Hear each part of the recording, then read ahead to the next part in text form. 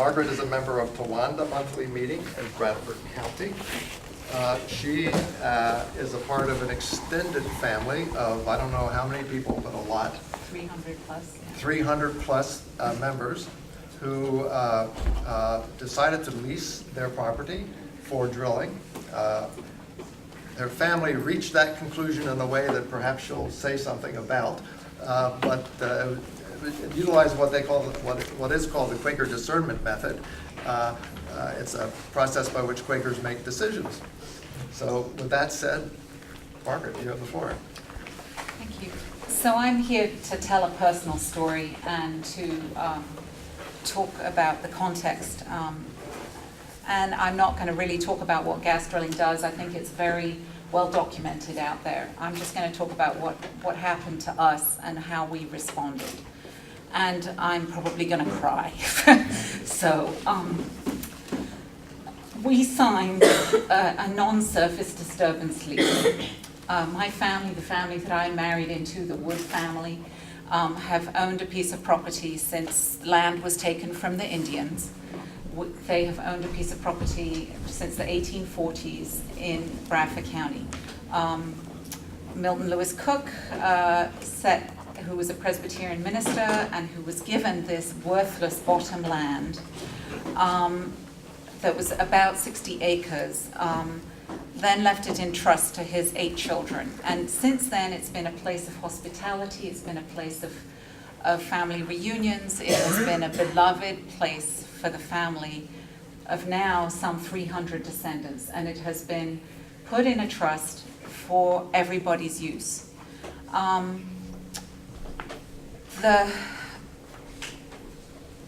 So that's my husband's family. I grew up in Kenya on a farm, and in a British colonial context, and I had the parallel experience of being a British colonial as well as witnessing and living with Indigenous peoples. Indigenous people do not abstract and separate land from water, from air. They do not, it is one unit, and we all know scientifically that they hold together. But our legal and financial constructs make that possible. And I think this is why we are reaping the results that we're reaping in our environment today. I vividly remember a time of pristine water, and when cholera arrived, when pollution began to arrive from erosion, and the difference that what happened to the people that I loved on that property and what happened to the economy. And I grew up bush. We grew up, no electricity, very, very basic, simple kinds of living. So when we decided to raise our family in Bradford County, I met my husband in New York City. I simply didn't know how to raise children in the city, so we moved to the country, to this family property. And I took an interest. I'm a farmer's daughter. I understand principles of farming and of land stewardship. And it bothered me that our water is spring water, very, very good water, but we did not own the watershed. And but we trusted our neighbors, we knew our neighbors. In the early 2000s, my father-in-law, Darwin Wood, gifted us 20 acres that secured our watershed. We then discovered that in trying to attach that land to the property, the trust that had been established was invalid because of there's too many descendants, and so we had to reinvent ourselves and the trust. So that all got put together as a non-membership, non-profit corporation, and with an explicit clause that no individual can profit from this. And this was considered, it's mostly woodlands. It's 60 acres at the time. With the extra 20 acres, that's then 88 acres. Then when we got it actually surveyed, we found there was another 20 acres that we owned that we didn't know about, that we promptly got taxed on. And we had that organization down just in time for what I will describe as an assault by the gas industry. With hindsight, we could see how it all rolled out. Around the year 2000, everything was remapped around us. There were helicopters mapping, there were marks put on the roads. Suddenly there was some mystery. Hunting camps were suddenly getting sold for really a lot of money. And we were wondering what was going on. Then the next thing, we started hearing about gas drilling. And we were really clear. Many people had been signing gas leases or gas selling the minerals. There's a difference between selling the mineral rights and doing a lease. That many people had been doing both for years. We had never signed any of that. There's one thing that I know that is true, that first they frack the community. First they frack the community. Then they frack the land. They are unable to frack the land without fracking the community. If you're familiar with the tragedy of the commons, that's what has happened to us. We could not hold together as a community. Our family did. And the hope in this is that hopefully we as friends, community, we can do this. Because this is, I think, the only way that we can go forward. The way they frack the community is they set neighbor against neighbor. This is a mountain culture. These are people, there are no police. There is no paid fire department. These are people who grow their own food and shoot their own meat and help each other. And to have the neighborhood fracked in that way, to have one neighbor get signed for cents for the acre, and another person sign for $5,000 an acre, and suddenly life is inequitable, there's resentments, families break up, family farms break up, fights happen, the greed and the outrage machine begins on both sides. The people who are opposing the gas shout and yell, and the people who are pro-gas shout and yell, and use the media to do that. It pits landowner versus landowner. Bullying arrives. If you think differently than your neighbors about gas drilling, your children might be bullied in school. We held out.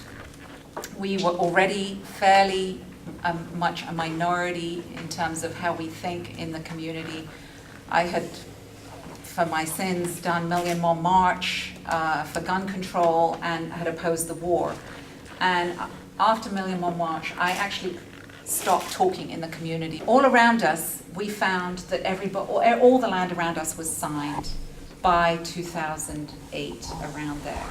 We were what they call a donut. Everybody around us had signed, and we were the ones that had not signed. And we decided that we would have to sign, because if there was a spill up the hill, the threat would be to our land, and we would have no wherewithal. We would have no place at the table. We would have to fight through every little county court to protect our land.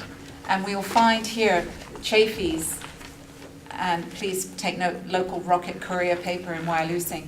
There's a story about the Chafee's. The Chafee's have been there longer than my husband's family have been there. I think a Chafee was listed as meeting John Woolman when he came to Wyalusing. We live 3 miles from Wyalusing. Chafee's refused to sign, and their water is wrecked, and he has nothing. He's in the position that we would have been, and I hate to, but that's our control. You know, we signed a lease, we haven't had anything bad happen. We did a non-surface disturbance lease, which basically means they're unable to come on the property. They can frack underneath of us, but they actually cannot set foot on the property. We did sign for seismic survey stuff, which is where they explore for that, but basically we signed so late that they never did that on our land. So it was a 90-degree turn from going 100%, you know, like no way over our dead bodies. We decided that the best way to protect our property was to sign a contract. We discovered that contract law is stronger in Pennsylvania than environmental law. And given that the community had not held together, There were 2 landowner groups that had negotiated some historic clauses that were slightly better tipped towards landowners or the land preservation, but we caught the last window really of signing leases. And that was really because we were by now 100 acres. And we were a large donut hole. And so we negotiated with them. You can go to Merryallmanse, that's MERRYALLMANSE.org, and you'll see the whole discussion as to how we came to that decision. But basically, had we just been a couple, had we actually owned this property and we weren't just stewards of it, I don't think we would have made nearly the right kinds of decisions. Our family is actually not Quaker. I'm Quaker, my children are Quaker, my husband is not Quaker, but we have one other Quaker on the board, Phil Anthony. And, but we did do a consensus decision-making process. And we basically decided that we had a very good corporate lawyer in the family who understood contract law and had some contacts. So here we are, privileged. Our neighbors were not this privileged. They didn't have this crowdsourcing of information and of people who really loved the land. We were extremely, extremely lucky in that. So we were pointed towards a lawyer. We paid $50,000 to this lawyer in legal fees before we signed a thing. We were very clear that we were not going to sign anything other than a non-surface disturbance lease that would pay us some money, that would secure the property in the future, and the money was an attraction. And that we were going to, and the 5 people who put up $10,000 each in the family were willing to say goodbye to that $10,000 if the consensus decision was that we were not going to sign. So we had some chops, we had some resource. Our neighbors didn't have that. We were all atomized. We were all in little silos trying to figure out what's going on because there was no transparency whatsoever. And it was almost like a gossip mill about what was coming down. And Bradford County is now the most drilled on county, and the development people just invited people to come to us and sort of rain money on us. So I guess that's it. Yeah. Well, so the development people just invited the gas companies to arrive, and they had no plan. They had no plan. We developed brochures. We went to every township and borough with these brochures trying to warn of it, and we were pretty much laughed and ridiculed and thrown out and bullied for that action. Now people come around and go, maybe you were right, but there's no satisfaction in that. Thank you, Margaret.